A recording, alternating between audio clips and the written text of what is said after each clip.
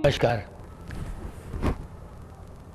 अपने बारे में संक्षिप्त परिचय देते हुए मैं ये बताना चाहता हूँ कि मैं एक छोटे बहुत ही गरीब परिवार से रहा हूँ।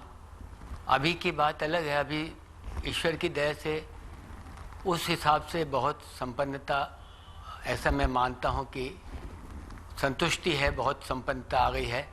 मगर गरीब परिवार इस प्रकार से रहा कि पहले मैं नाम बताना भूल गया था। मेरा नाम अक्षय कुमार सूद है और मेरी पैदाइश लाहौर की है। लाहौर उस समय अखंड भारत में था, क्योंकि उस समय पार्टीशन नहीं हुआ था, पाकिस्तान बना नहीं था। तो अखंड भारत में मैं पैदा लाहौर में हुआ 1947 में। मेरे जन्म के बाद कुछ महीने बाद 15 अगस्त को आज़ादी हुई, मैं मार्च में हुआ था। तो वहाँ लाहौर का डिसाइड नहीं हो पाया था कि हिंदुस्तान में रहेगा कि पाकिस्तान को देना पड़ेगा करके। बाद में 1 साल बाद डिसाइड हुआ कि पाकिस्तान को ही देना पड़ेगा, लाहौर भी छोड़ना पड़ेगा।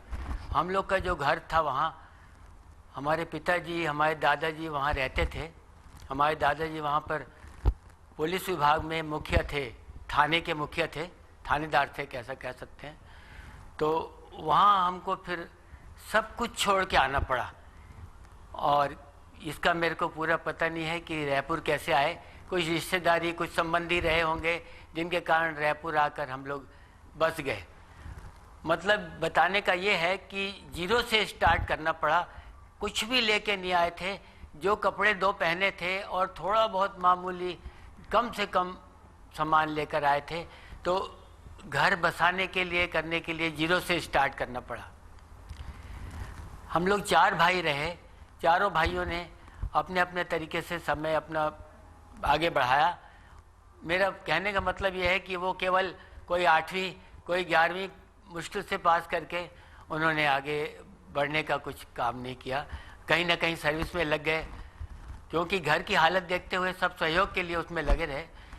मैं भी अपने तरीके से पढ़ते रहा, मगर मेरी बहुत ज़्यादा रुचि थी कि कैसे भी करके पोस्ट ग्रेजुएशन कम से कम करना है करके।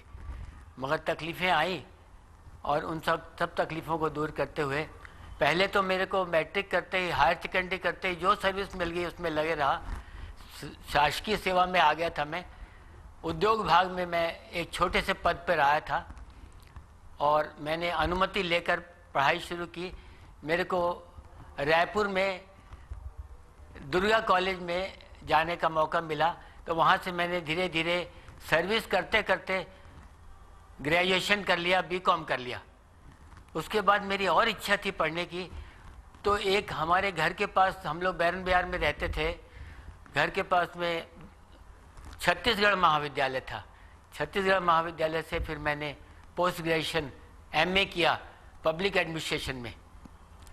ये सब पढ़ाई के बारे में बताने का मतलब ये है कि विभाग में जहाँ मैं शासकीय सेवा करता था, वहाँ यही कहते थे कि आप ग्रेजुएट या पोस्ट ग्रेजुएट हो जाएंगे तो आपको एग्जीक्यूटिव पोस्ट में ले लेंगे।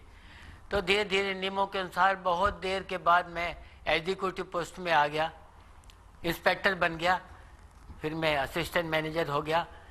ये तो मेरा ऐसे बताने का उद्देश्य यही था कि सेवा करने का बहुत मौका मिला। और एमपी जब मध्य प्रदेश था, छत्तीसगढ़ नहीं बना था, तो मध्य प्रदेश के लोगों ने जाना आना इंदौर, ग्वालियर, जबलपुर होता रहता था। तो सबके प्रेम के कारण मेरे को वहाँ पर अपने कैडर में वाइस प्रेसिडेंट बना दिया गया। वाइस प्रेसिडेंट बनने का जो सेवा का मौका मिला, उसी को आगे बढ़ाते हुए जब मैंने यहाँ पे भी छत्तीसगढ़ में भी सेवा जारी रखी, तो यहाँ के भी जो मेरे साथी थे उन्होंने मेरे को छोड़ा नहीं और मेरे को छत्तीसगढ़ का अपने कैडर का अध्यक्ष बना दिया। मैंने कई बार कहा कि इसको दोबारा चुनाव करवाइए, साल के साल होना चाहिए। तो उन्होंने यही हमेशा कहा कि नहीं, ऐसी कोई ज़रूरत नहीं है, आप ही कंटिन्यू करें। ये सब बताने का मेरा उद्देश्य है कि ध्यान के बारे में बिल्कुल जानकारी नहीं थी। ध्यान के बारे में इसलिए भी नहीं जानते थे कि हमारी माता जी हमेशा गीता और रामायण का पाठ करने के लिए कहा करती थी। जब मैं 6वीं 7वीं में पढ़ता था, मेरे को 10वीं 11वीं तक याद है, ये कह सकते हैं कि माता जी के रहते रहते हमारी माता जी हमेशा यही कहती थी कि बेटा भोजन तभी मिलेगा जब गीता का एक पाठ पढ़ लीजिए। तो हर रोज़ एक पाठ पढ़ते थे। 18 अध्याय एक एक दिन करके पूरे होते थे, कभी रामायण कभी भागवत। इस प्रकार से माता जी का जो हमारा संस्कार मिले उनसे, उसमें हमारी रुचि हमेशा धार्मिक कृत्यों में रही। ध्यान के बारे में ज़्यादा जानकारी नहीं थी। फिर अब जो मैंने आपको पहले अपने इतिहास बताया है उसके अनुसार माता जी तो हमारी बाद में नहीं रही, और आगे जो मौका मिला हमको योग सीखने का, बाबा रामदेव जी के योग में, जैसा कि मैंने बताया कि हम लोग पंजाब से आकर यहाँ छत्तीसगढ़ रायपुर में रहने लगे थे। तो पंजाबी होने के बावजूद हमारे माता पिता के संस्कार के अनुसार हम लोग शुद्ध शाकाहारी थे। कभी भी कोई अंडा मटन कभी भी कोई चीज़ का ऐसा आदत नहीं रही, कभी भी शुद्ध शाकाहारी थे। और धार्मिक विचार के माता पिता के जो संस्कार मिले हम भी धार्मिक विचार के रहे। और मेरी श्रीमती, जिनको कि ध्यान जगत में लोग ज़्यादा पहले जानते हैं, मैं पीछे रहा, तो उनके आगे बढ़ने के साथ साथ जहाँ जहाँ वो बोलती थी वहाँ मैं जाता था। एक महावीर नगर में जाते थे हम लोग रोज़ मैडम के यहाँ। रोज़ मैडम के यहाँ कुछ दिन कई दिन ध्यान में बड़ा अच्छा लगा। उसके बाद में नीता बहन जी के यहाँ जाते रहे। फिर ममता पिरामिड, जहाँ पर हमारा आनंद नगर में पहले हमारा घर भी था, आनंद नगर रायपुर में, वहाँ ममता पिरामिड में भी जाने का मौका मिला। ममता ध्यान सेंटर में ममता जी के यहाँ, और उनके ममता जी के हस्बैंड भी मेरे पहले के दोस्त हैं, बनर्जी जी। तो वहाँ पर जो केंद्र में जागृति बनी, बीच बीच में जहाँ जहाँ कार्यक्रम हुए हम लोग गए। तो ब्रह्मश्री पत्री जी, पितामह पत्री जी का आना रायपुर में हुआ। एक बार नहीं 3-4 बार हुआ। पहली बार ही जब वो आए तो देखकर उनको मन में भावनाएं ऐसी बनी कि इस प्रकार के गुरु तो अपन ने कभी देखे नहीं। उन भावनाओं के साथ साथ रायपुर में सभी कार्यक्रम अटेंड करने के साथ साथ जहाँ जहाँ कार्यक्रम होगा वहाँ वहाँ चलेंगे करके श्रीमती जी का विचार बना। तो हम लोग हैदराबाद गए, वहाँ करताल करके जो स्थान है वहाँ पर कार्यक्रम में कम से कम 5-7 दिन रहे। उसके बाद में भुवनेश्वर भी हम लोग 3-4 दिन रहे। और जो कार्यक्रम ऋषिकेश में चला वो तो अद्वितीय था। इस प्रकार रायपुर के साथ साथ जहाँ जहाँ पर भी कार्यक्रम बाहर हुए, पूरे मॉब में हम लोग 5-5 दिन 6-6 दिन पूरे शिविर में रहे। तो अनुभव तो हमेशा अच्छे होने लगे। ऐसे मन में जो पहले हर एक बात में गुस्सा आ जाता था, वो एक स्वभाव बना हुआ था कि छोटी सी कोई बात हो जाए तो मन में गुस्सा आता था। कभी कभी घमंड भी आ जाता था किसी बात से। हाँ, तो वो सब धीरे धीरे छूटने लगा। तो जैसा सोचते थे कि ध्यान में ये मिलेगा वो मिलेगा, बहुत सी उपलब्धियाँ होंगी, उपलब्धियाँ तो बाद की बात है। अपने आप को खोने लगे हम, बहुत सी बातें खो गई। हमारा अहंकार खो गया और हमारा गुस्सा खो गया। इस प्रकार से जो बुराइयां थी वो खोने लगी। धीरे धीरे हम खुद भी जब ध्यान में बैठते थे अपने आप को खो जाते थे। उसी का एक मैं अपने को अनुभव बता रहा हूँ। मैं जब करताल में हम लोग गए थे तो वहाँ पर बहुत बड़ा पिरामिड बना हुआ है। पिरामिड के अंदर एक गोल गुंबज बना हुआ है। गोल गुंबज में पहले एक लेयर है, उस लेयर में लगातार गोलाई में कम से कम 200-300 लोग बैठ सकते हैं। उसके बाद दूसरी गोलाई ऊपर बनी हुई है, उसमें भी कम से कम 70-80 लोग बैठ सकते हैं। फिर और ऊपर की जो गोलाई है उसमें 25-30 लोग बैठ सके। धीरे धीरे रुचि बनते बनते रात का समय था, मेरे ख्याल से 11, साढ़े 11, 12 करीब बज रहे होंगे। जो लोग इकट्ठे हुए थे, जो ध्यान करना चाहते थे, बहुत से लोग थे, नीचे भी बैठे थे ग्राउंड में। वो गुम्बद के ऊपर जाने की इच्छा हुई, धीरे धीरे ऊंचाइयों में चले गए। जो सबसे ऊपर का था, जिसमें केवल 25-30 लोग ही बैठ सकते थे, उसमें जाके एक कुर्सी में मैं बैठ गया। अपना अनुभव बता रहा हूँ मैं कि जब ऊंचाइयों में पहुंच जाते हैं तो ऐसी एक अदृश्य शक्ति है जो वो फिर नीचे उतरने नहीं देती, आगे ही बढ़ने के लिए प्रेरित करती रहती है। उसका एक उदाहरण मैं दे रहा हूँ। सच्चाई के रूप में, जो मतलब मनगढ़ंत नहीं है, बिल्कुल सच्चा है। तो मैं बैठा रहा, ध्यान करते रहा। ध्यान में पता नहीं मैं कब, मेरे को ख्याल ही नहीं रहा कितना समय निकल गया। हो सकता है घंटा, 2 घंटा, 12-1 बज गए होंगे। तो धीरे से मन में ख्याल आया कि अब बहुत देर से बैठे हैं, आंखें बंद थी, ध्यान लगा हुआ था। पता नहीं कैसे मन में ख्याल आया अब चलना चाहिए। तो धीरे धीरे ख्याल आया, अरे मैं तो बहुत ऊपर आके बैठ गया हूँ। फिर धीरे धीरे थोड़ा सा ख्याल आया, नीचे चलना चाहिए। नीचे उतरे, धीरे धीरे अंधेरे में, बहुत डिम लाइट जल रही थी, कहीं कोई पैर ना फिसल जाए, क्योंकि गोल सीढ़ियाँ थी वहाँ, जगह जगह उतरने की, हर लेयर में सीढ़ियाँ बनी हुई थी।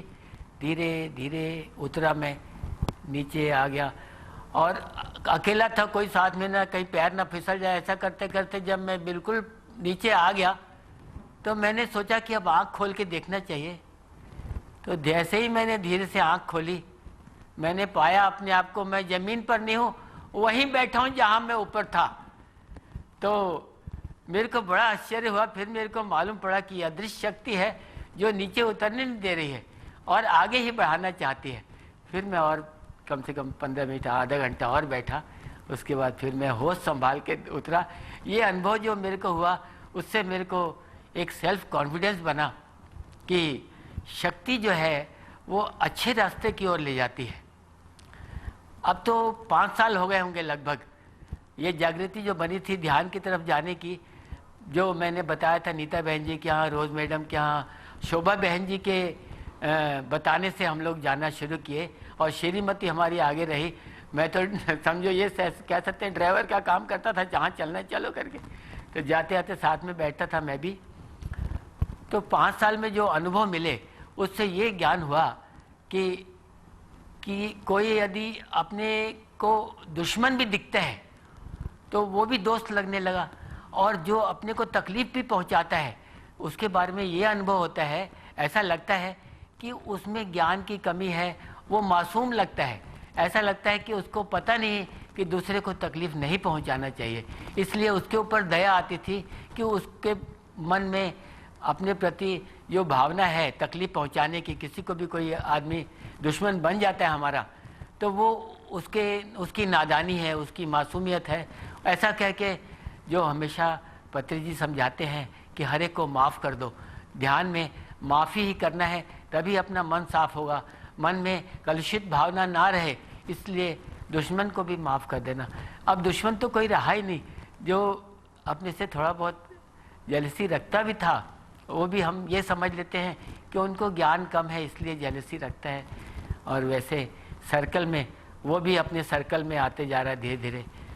अच्छा, दूसरी बात जो ब्रह्मर्षि पितामह पत्री जी से ज्ञान मिला, वो अक्सर यही कहते हैं कि अभी अभी जो आए थे वो बहुत कम समय हुआ, करीब पिछले महीने की, इसी महीने की बात है। ममता ध्यान केंद्र आनंद नगर में। तो उन्होंने कहा, एक जेंट्स हस्बैंड वाइफ दोनों बैठे थे, उनको उन्होंने कहा जेंट्स को कि आप तो भगवान हैं, मैं भी भगवान हूँ, यहाँ जितने बैठे हैं सभी भगवान हैं, आत्मा ही परमात्मा है इसलिए सभी भगवान हैं। तो उनकी बात मेरे को बहुत अच्छी लगी।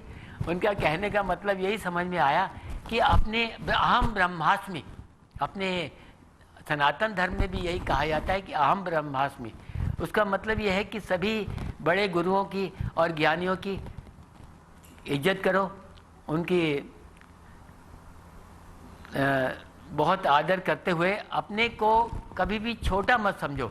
अपने अंदर जो ज्ञान ईश्वर अंदर बैठा हुआ है, उस ज्ञान को कभी कभी ध्यान से सोचो, ध्यान करो, तो ऐसा पता चलता है कि अपने क्या बुराइयां हैं, क्या अच्छाइयां हैं, सब मालूम पड़ती हैं। दूसरी बात उन्होंने ये बताया, सवाल जवाब हुए थे, जैन साहब भी सवाल पूछे थे, वहाँ भी जो ममता ध्यान केंद्र में हुए, उसमें पता चला कि ध्यान के साथ साथ कर्म करना भी जरूरत है। कर्म जैसे गीता का उन्होंने, ब्रह्मर्षि पत्री जी ने गीता के बारे में बताया कि गीता में कर्म जरूर करना चाहिए। तो कर्म का भी उन्होंने जो विस्तृत बताया कि कर्म जो है बहुत विस्तृत रूप में देखना चाहिए। अपने घर के लिए तो सभी कर्म करते हैं कि अपने घर को चलाने के लिए सर्विस करना, सेवा करना, कोई ना कोई कमाई करना, चलाना।